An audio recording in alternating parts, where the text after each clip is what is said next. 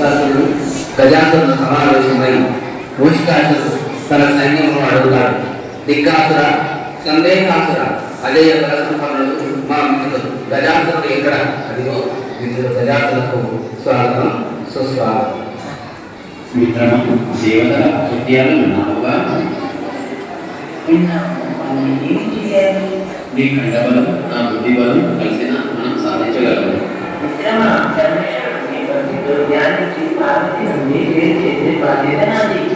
ఆ నదులను ఆడాడించి స్వర్గంలో జయించే బాధ్యత నాది. నారాయణ నారాయణ.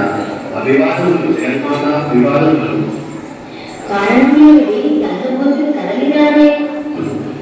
కార్యకారణ వివేదాన్ని నిర్వర్తించాలని గజాసురుడు పరమేశ్వరుని మీ నుండి దూరం చేయాలని తపస్సు చేస్తున్నాడు. మరి శివాని గురించి తెలుసుగా? పరమేశ్వర అంటే పరిగెత్తి వెళ్ళి వరాలిస్తాడు. అతడు మహాభక్తుడు. అతని ఆరాధన అతక్షణమైంది. మంచి చదువు ఎంచుకొని వరాలు ఇవ్వడం మనకు ధర్మం కాదు. దానివల్ల నూతన సృష్టి జరుగుతుంది. అవంతుల దీక్షకు మమ్మల్ని ఆరాధిస్తున్న ఆ భక్తుడిని చూడండి.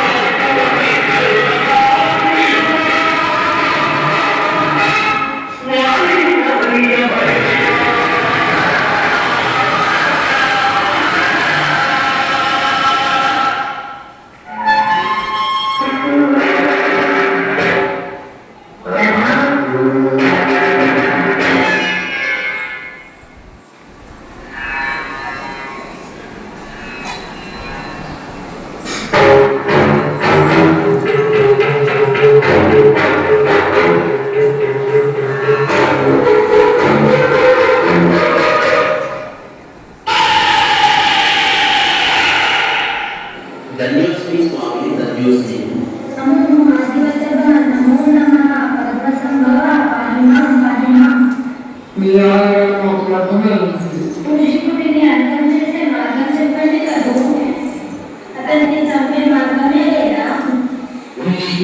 సురశ్రేష్ఠుడు, గుణశ్రేష్ఠుడు ఈ సృష్టిలో జన్మించిన వాడే ఉండాలి.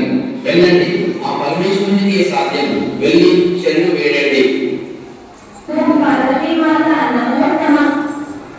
దేవతలు ఇరువైపు వచ్చారే. అమ్మా, మీకు తెలియదేమి? గజాసుని గర్భంలో ఉన్నాడు. పరమేశ్వరుడి సహకారం లేనిదే నేను ఏం చేయలేను. మరి ఇప్పుడు ఎలా? అపాయానికి ఉపాయాన్ని చెప్పే మన వేంద్రుడు ఆ శ్రీహరి ఉన్నాడు కదా. ఓం నమో నారాయణాయ. అభిన్న స్నానం ఆచరించి శివాలయ నిమగ్నమే శివదీక్ష ప్రారంభించు. దీక్ష వికల్పం కాకూడదు, నిర్ణామ స్మరణ ఆగకూడదు. వినాయకుడు జన్మించాడు. అమ్మా అమ్మా, అదేంటమ్మా ఇంతగా చూస్తున్నా? పెద్దదారులైనా పులకింద అమ్మా అని పిలుపు వినగానే ప్రతి మాతృమూర్తికి కలిగే ఆనందం. రానాయన, నాకు నామాలతో కలవపడతాడు. ఏ పేరు చెప్తున్నా ఆయన? మీ మొదటి పేరు ఉమాపుత్రుడు. ఉమాపుత్రుడా, చాలా బాగుందమ్మా. అమ్మా, ఆశ్చర్యం ఉందమ్మా. నాయన, వీటిని తింటూ నాకు ఒక పని చేసి పెడతావా? చేస్తాను, చెప్పమ్మా. కొండలను పిండి చేయమంటావా? రాక్షసులు మొత్తం పిండేయమంటావా? నేను లోపల శివదీక్ష పూర్తి చేసుకునే వరకు ఈ వెలుగుల కూర్చొని కాలు కాయాలి నాయన. నాకేమి వచ్చినా సరే వదలను. ఈ శక్తి ఆయుధం తీసుకో. ఎట్టి పరిస్థితుల్లో చేదానీయకు. అలాగేనమ్మా. ఆగండి, క్షమించండి ప్రభు. ఎవరిని లోపలికి వెళ్ళదు. నువ్వు నన్నే అంటావా? నీవు ఆమె భర్తను. ఎవరైనా సరే అమ్మ అంటే నేను శిరసావహిస్తాను. అమ్మా అమ్మా, దాదాపు ఏం జరిగింది నాయన? నా బిడ్డ ఏం జరిగింది నాయనా? పార్వతి, ఈ పసివాడు నీ బిడ్డనా? అవును స్వామి, విశ్వకళ్యాణంలో అందరి దేవతలకు ఒక్కటై కోరుకున్న బిడ్డ నా కళ్ళల్లో పూలందరూ దిద్దుకున్న నా మానస మిత్రుడు. మీద ధైర్యంగా ఈ పశువాన్ని చంపారు.